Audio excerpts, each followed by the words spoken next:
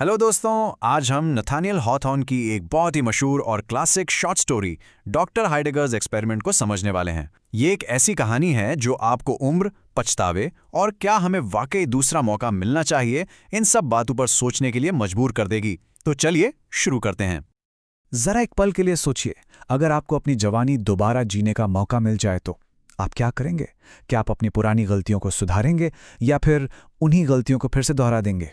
यही वो गहरा सवाल है जिसकी पड़ताल नथानियल हॉथॉर्न अपनी इस कहानी में करते हैं। तो चलिए कहानी के पहले हिस्से में चलते हैं। यहाँ हम मिलेंगे उन चार किरदारों से जिनकी जिंदगी बस पछतावे का दूसरा नाम है, और हम देखेंगे वो रहस्यमयी जगह जहाँ ये सब कुछ होने वाला है। डॉक्टर हाइडेगर अपने चार बहुत पुराने दोस्तों को एक एक्सपेरिमेंट के लिए बुलाते हैं, पर ये कोई आम दोस्त नहीं है। इनकी सबकी जिंदगियां कह सकते हैं कि बर्बाद हो चुकी हैं। पहले हैं मिस्टर मैडबर्न, जो कभी एक बहुत अमीर व्यापारी थे लेकिन अब गलत सट्टेबाजी की वजह से भिखारी बन गए हैं।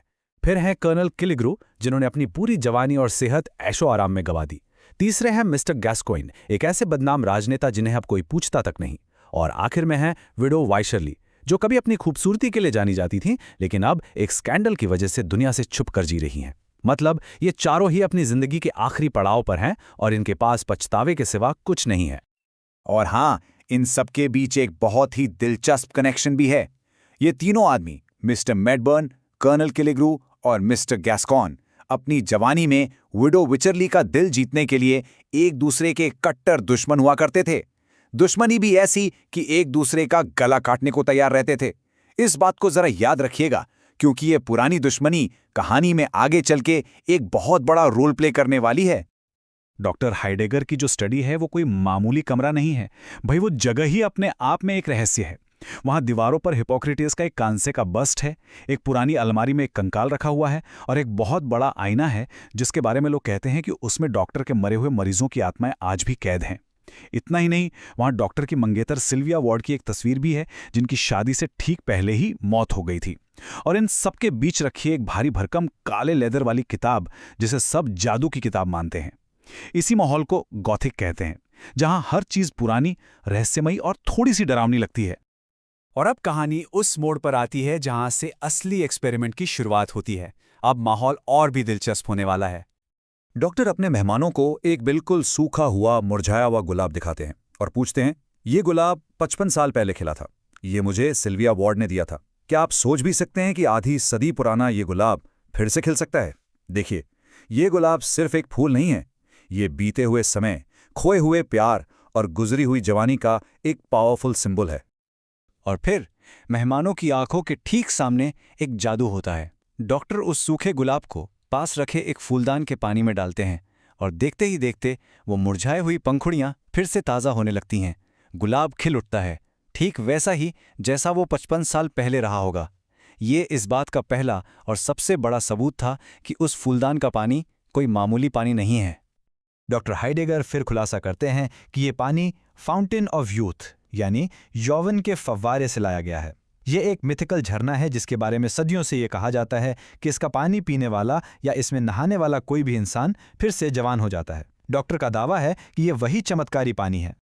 तो अब कहानी अगले पड़ाव पर पहुंचती है, जहां इन चारों मेहमानों को अपनी जिंदगी की घड़ी को पीछे घुमाने का मौका मिलने वाला है।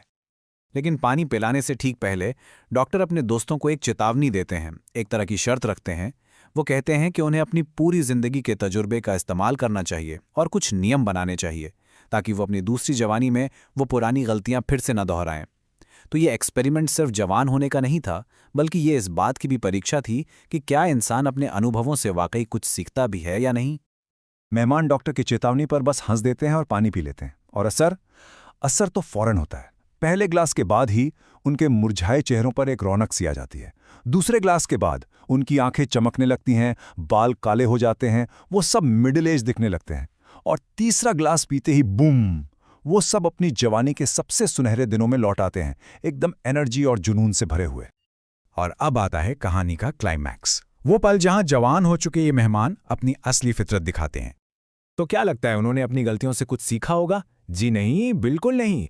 वो फौरन अपनी पुरानी बेवकूफ़ियों को दोहराने लगते हैं। मिस्टर मैडबर्न तुरंत पैसा कमाने की नई नई स्कीमें बनाने लगते हैं। मिस्टर गैस्कोइन देशभक्ति के खोखले नारे लगाने लगते हैं। कर्नल किलीग्रू एक शराबी गाना गाते हुए विडो वाइचली को घूरना शुरू कर देते हैं और विडो वाइचली, अरे वो तो सीधे आईने के सामने जाकर अपनी खूबसूरती निहारने लगती हैं। उनका ये बर्ताव चीख चीख कर कहता है कि उन्होंने अपने अनुभवों से कुछ भी नहीं सीखा। और याद है वो पुरानी दुश्मनी? हाँ, वो भी फौरन वापस आ जाती है। तीनों जवान आदमी उस खूबसूरत विडो विचर्ली को पाने के लिए एक दूसरे से लड़ने लगते हैं, बिल्कुल वैसे ही जैसे उन्होंने 50 साल पहले किया था। और उनकी ये लड़ाई इतनी ज़्यादा बढ़ जाती है कि छीना झपटी में मेज़ पलट जाती है और फाउंटेन ऑफ यूथ के पानी से भरा वो कीमती फूलदान ज़मीन पर गिरकर चकनाचूर हो जाता है। मतलब उनकी अपनी ही बेवकूफ़ी की वजह से उनकी जवानी का वो इकलौता जरिया भी ख़त्म हो जाता है। और अब आते हैं कहानी के सबसे पावरफुल सिंबल पर, वो रहस्यमयी आईना।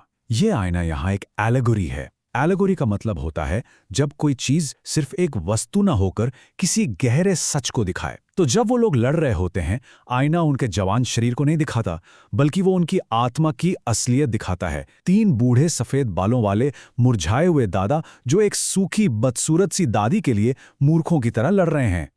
चलिए अब हम कहानी के अंत और उसके बहुत ही गंभीर संदेश की ओर बढ़ते हैं। जैसे ही पानी जमीन पर फैलता है, जादू का असर भी एक पल में खत्म हो जाता है। वो खूबसूरत खिला हुआ गुलाब फिर से मुरझा जाता है और वो चारों मेहमान उतनी ही तेजी से बूढ़े हो जाते हैं जितनी तेजी से वे जवान हुए थे। सब कुछ पहले जैसा हो जाता है। और यहीं पर हमें कहानी का असली मतलब समझ आता है। डॉक्टर हाइडेगर इस एक्सपेरिमेंट को देखकर एक बहुत बड़ा सबक सीखते हैं। वो कहते हैं कि अब अगर फाउंटेन ऑफ यूथ उनके दरवाजे पर भी आकर बहने लगे, तब भी वो उसका पानी नहीं पिएंगे, क्योंकि उन्होंने देख लिया है कि इंसान अपनी मूर्खता से कभी नहीं सीखता। लेकिन उनके मेहमान, उन्होंने तो कुछ भी नहीं सीखा। वो फैसला करते हैं कि वो फ्लोरिडा जाएंगे और सुबह, दोपहर, रात बस उस जादुई पानी को पिएंगे। ये दिखाता है कि वो बदलने को तैयार ही नहीं है। तो आखिर में ये कहानी हमें एक बहुत ही गहरे सवाल के साथ छोड़ जाती है। हमें असल में कौन सी चीज़ चलाती है?